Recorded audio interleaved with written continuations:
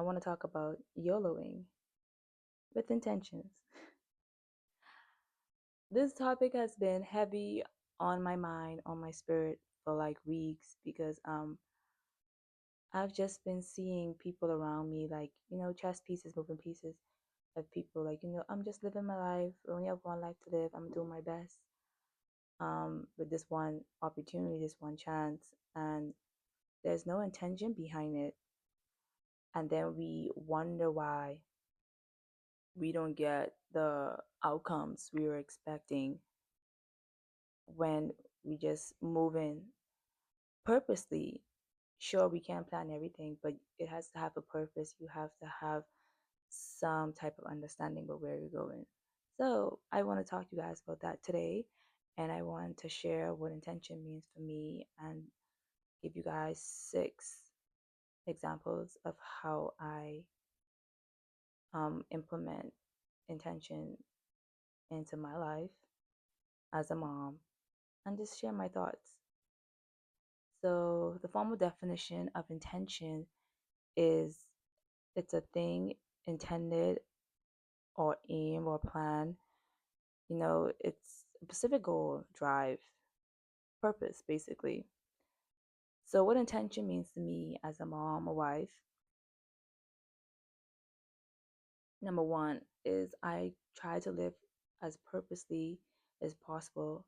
And an example of that is committing my time to my family, to my goals, and just, you know, making every second count in layman's terms, which is why time has been my vice because I do so much and I don't have time trying to implement content creation, but we're going to work on that. Don't worry, we're going to work on that. Number two is I make mindful choices.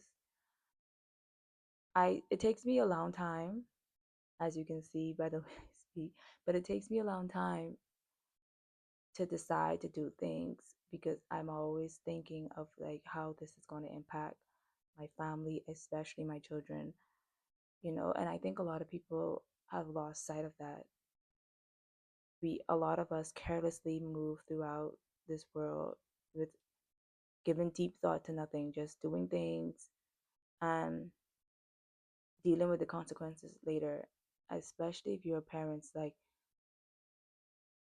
that's just not a way to live. It's not a way to go. I think everybody should try their best to be with intentions. Yes, things happen.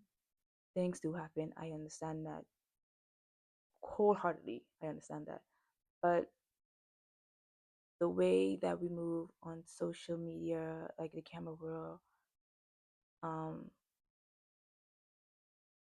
our children are gonna see that someday, like, and the internet is forever.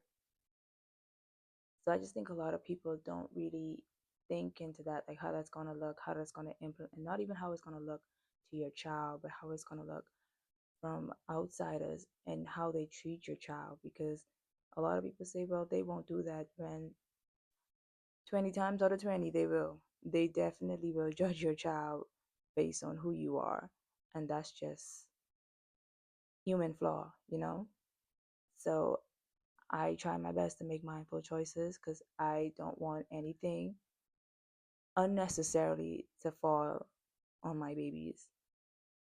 Number three is self reflection. I'm willing to learn from my mistakes. One of the main things I implemented, like as a mom, that I am so grateful that I did, pardon, was I always try and apologize right away to my children, like from when they were little. Like if you bump the car seat a little bit to trying to put it in, or if they hit the bag, you accidentally scratch them. Kids deal with mom, or I always apologize to them, like, hey, mommy, sorry for that.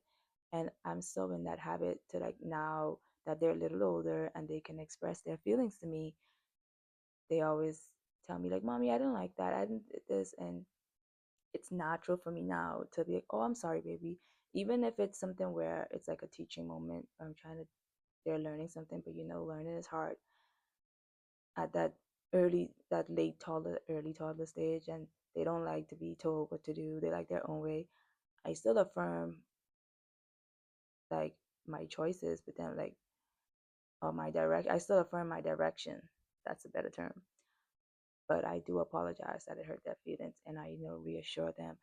And that's something I feel like I didn't have growing up. I don't think I remember anybody ever really apologizing to me at all as a child. So I definitely didn't have that. So I'm glad I implemented that with my babies. And that's just one of the ways because I intended to be a better parent than what I have. Not saying my parents were like the worst, but when you know better, you do better. So that's self reflection is one of the categories in my intention of being a mom. Fourth one is relational show. Every video cut, I stumble on this area.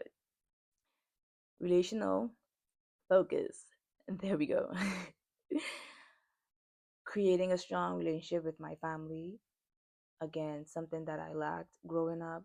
So I tried my best to implement that with my children, like seeing them love on each other because they see their father and I loving each other, and so it's reciprocated in them. So even when they wake up in the morning time, they even though they all sleep together, they out and they always like hugging each other, like, "Hey, I missed you." It is so cute, but it warms my heart that we have a strong family unit. So, and not just with family, with my friends and other loved ones, I do focus on keeping those bonds strong because it takes a village. We need a community. I know a lot of people feel like they're supposed to do everything by themselves, but we're not designed to do that. We're supposed to have healthy, thriving community. Number five is my guided values, making sure my actions are aligned with my core values. And I feel like that's a main component that I see missing in the day to day life, like on camera world, and just like people around me, they'll have certain values and say, "Oh, I move this way, I move that way." But when you see them in action, it doesn't match up. So it's like puzzles not clicking, you know? And I think everybody should have ethnic, like a moral compass that they stand by. But mine, I made it so linear that even though things happen, it forces me to make the hard choice to still stick with my core values. Because I feel as though a lot of people give themselves too much gray area. And when you give yourself too much gray area, it just makes it a lot easier for you to be tiptoeing on what you think, if that makes sense. That's number five. Number six is nurturing the needs of my family, like providing a safe space full of affection. Another thing that I feel like I was missing, like I was the oldest on my mom's side, so you know what it's like to be an older child. But I changed that around for mine. Provide a space where they're, free to be children, act as children, behave as children, not worry about things that they shouldn't have to. So my final thoughts on YOLOing with intentions, I think social media has warped a lot of people's ideology about what reality should be, like what we should be doing. Everyone's trying to mimic the fake world into the real world and having a hard time doing so because it's not supposed to be like that. I think social media is supposed to be a place where we just use our imaginations, but we're not supposed to get trapped in our imaginations, if that makes sense. But a lot of people are, and having a hard time with that, which creates a bunch of mental dysfunction, which pours into our real day life. So my thoughts on avoiding all of that is taking social media breaks, giving yourself like a set period every day where you're just not on your phone, not on social media. Stop that dopamine rush by scrolling. Um, and then on the weekends, go a whole day without worrying about it. Focus more on your real day life. And then number two is, which should be number one, is taking a time to like self evaluate yourself. Look at your life, look at your purpose, your goals, your dreams, your aspirations, and just asking yourself, like, are your actions aligned with those dreams, aspirations? And if it's not, maybe you aren't moving in intention. You could have thought you was, but you're not. And when you align yourself with the intention, with your intentions, then you create a more linear path to achieving your goals and aspirations. Thank you so much for watching.